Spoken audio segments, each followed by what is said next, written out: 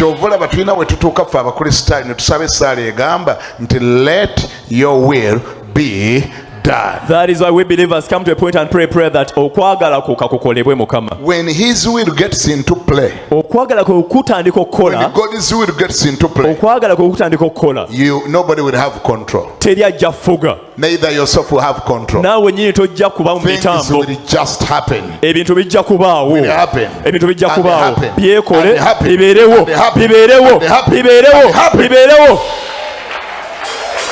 Until mpaka you are where you're supposed to be. Ng'otuuse w'olina okubeera.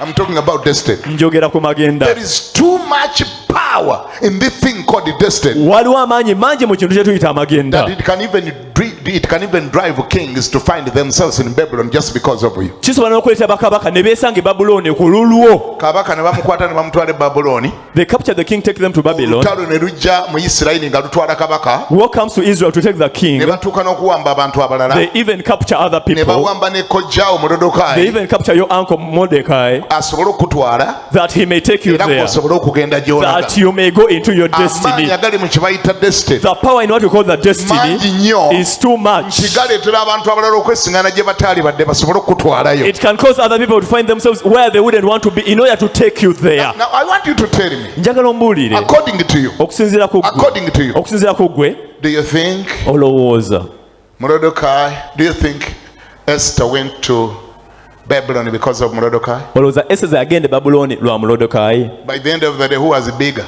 Kati ku nkomerero y'olunaku ani yali omunene ku munne? Who had the bigger destiny? Ani yalina amagenda amanene ku bombi? Who had the bigger destiny? Ani yalina amagenda amanene? So who was taken where because of who? Kati ani yatwalibwa wa ku lwani? Wanji?